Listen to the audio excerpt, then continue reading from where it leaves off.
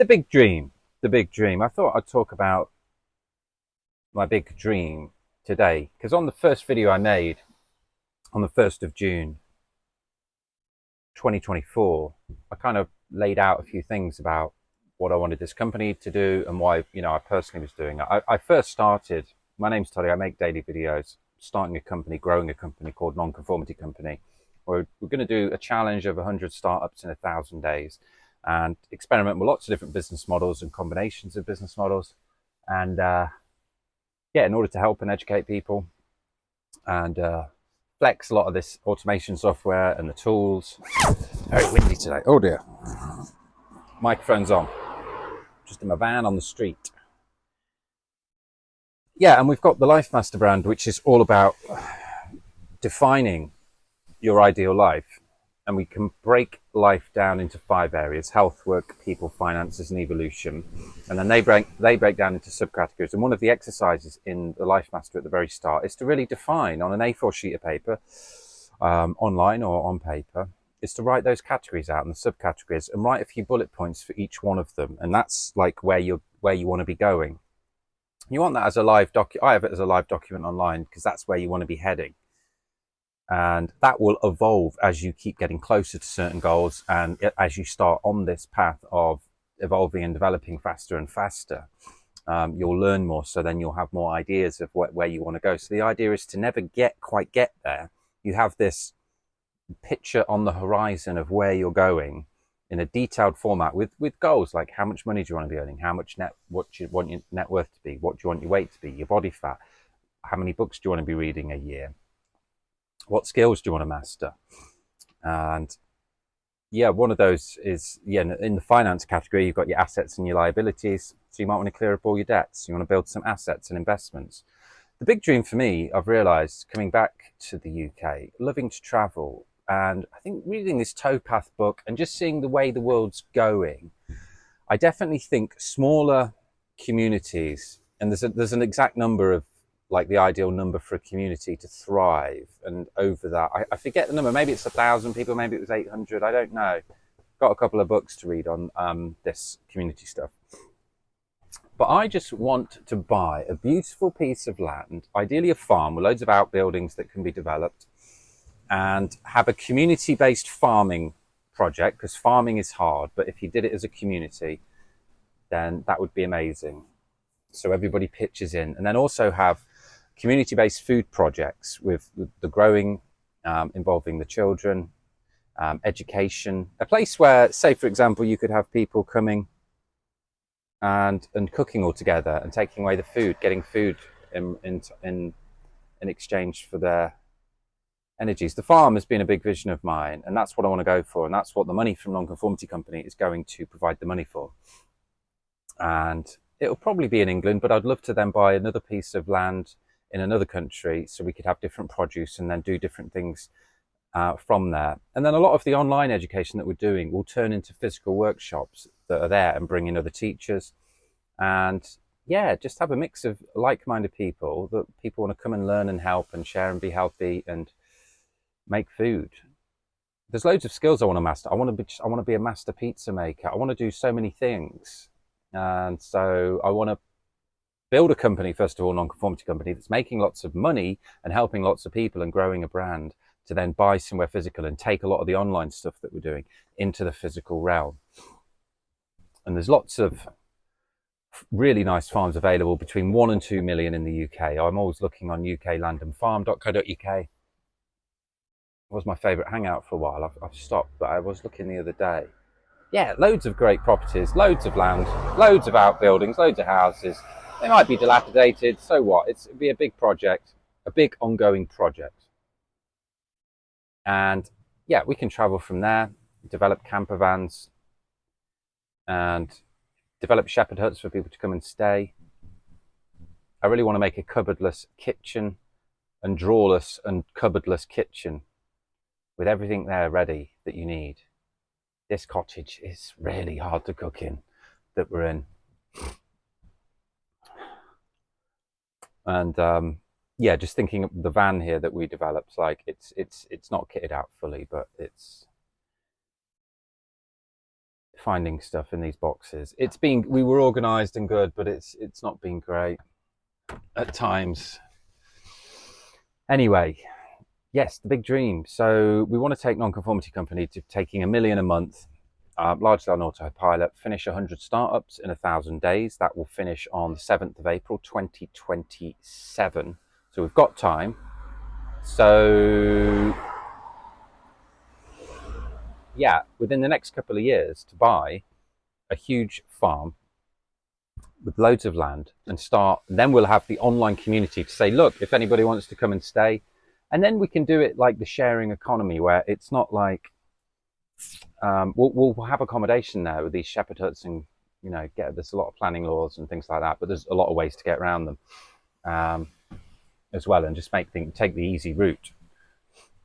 And so what you could have is people could come and stay, they could pay, or they could pay a reduced rate or for free if they work for 3 hours a day in the morning, and then big community lunches, and then fun things in the afternoon and evenings. Yeah, and just bring people together. I think that's where the world is going, for my predictions and all the research that I do and the things that I'm looking at. I think the centralization of a lot of powers and organizations is going to slowly die, and people are going to look to just find their people around them. And I know it's hard with a lot of things going on in the world right now, and it's easy to get down on that, but I'd advise keeping tabs on it, but being so many more electric cars around, just being aware that we can only control what we can control. And I think the world needs everybody to see a positive future. I do believe it is a positive future. We're just in a bit of a unstable year this year, but I do believe next year things are going to get really a lot better. I think there's a lot of clearing and a lot of astrological things going on, that's for sure. I woke up at 3 a.m. this morning, wide awake, and there's this new astrological person, Pam Gregory, I think her name was, and I listened to 3 one-hour podcasts of hers back to back, and they were incredible. There's 2 dwarf planets. There's a lot of dwarf planets that have been discovered in our solar system, and like Pluto has an elliptical orbit of the sun of about 280 years. And it's just entered, see if I can remember some facts. It's just entered recently, Pluto, into Aquarius, where it remains for about 20 years. And what I like about these astrologers is they'll find patterns. They'll look, because it takes 280 years. The last time Pluto was in Aquarius, because it's so out there, it stays for like 20 and a half years. The last time Pluto was in Aquarius was 1977 to 1988. No, 1777 to 1798. So 200 and odd years ago. And at that time, there was an American Revolution and a French Revolution.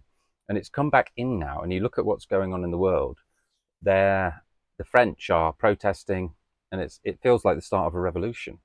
And so these things that happen in time are cyclical. Like, they've happened time and time again, where power comes in, gets too powerful, gets washed out, the power comes back to the people, there's a restart and a new kind of start. So I kind of believe we're in that, and we're going to probably see a lot of power back to the people over the next 20 years.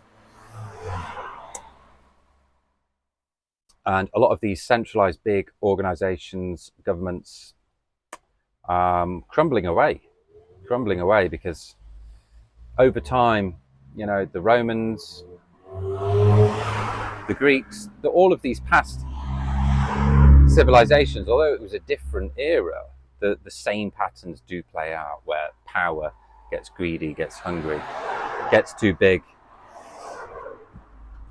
and the people then have had enough and they do their own thing. So we'll see. But I think I'm certainly noticing patterns of smaller niche communities setting up. So we'll be doing it online. first of all. And then the dream, just wanted to lay it out here again, and check in with it for myself, is that, yeah, we'll buy a farm in the UK, loads of land and outbuildings, for a couple of mil, 2 to 3 years. So we can then take a lot of the online stuff that we're doing and develop it with real people in real life. And then we'll just have a tech room where we go in and we use it, and then we come out and then we get on with life. Because tech's just taking over. There needs to be boundaries. I keep talking about this. But I think for a lot of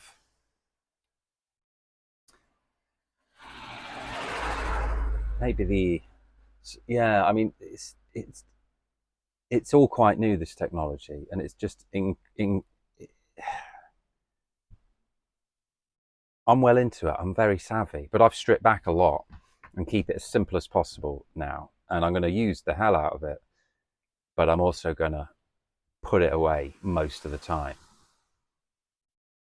So I think it's good to take stock sometimes of where we're at, because a lot of this stuff in life has just crept in. It's just crept in and creeping around us. And yeah, a lot of it's beneficial. A lot of it's great.